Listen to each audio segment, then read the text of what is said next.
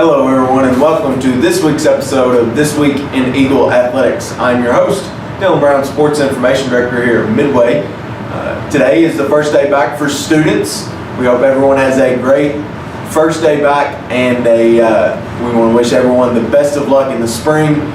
Remember, students, a fast start always helps you in the end. So make sure you get off to a good start in your studies in the classroom this semester. With that said, let's get on to sports action last week.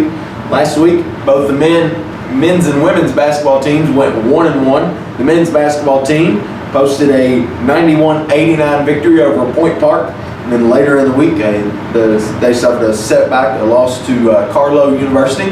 So they split the week. In the win over Point Park, the Eagles were led by Bryson Harris with 29 points.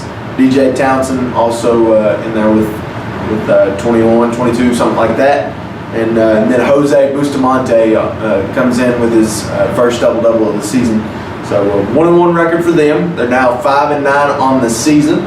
And then the women's basketball team, they also posted a 1-1 record last week.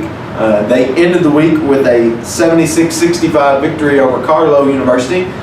Earlier in the week, 2 days earlier, they suffered a loss to Point Park. Close game. Eagles kind of led throughout, but Point Park came back there in the third, fourth periods, kind of took control and came away with a win. In the win over Carlow, the Eagles were led by Kelsey Kinder. She had 23, I believe.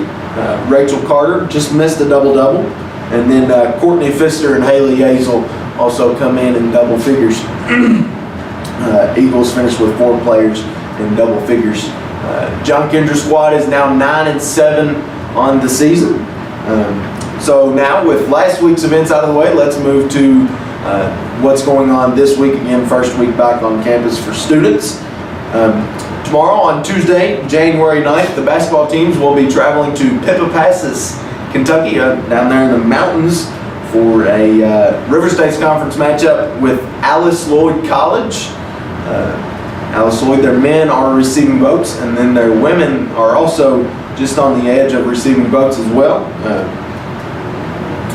The women's team will tip at 5:30 p.m. Eastern Time, and the men will tip shortly thereafter in Pippa Passes at 7:30 p.m. Eastern Time. Live videos should be available for those, and they will be posted, if available, that is, they will be posted on the Go Midway Eagles website.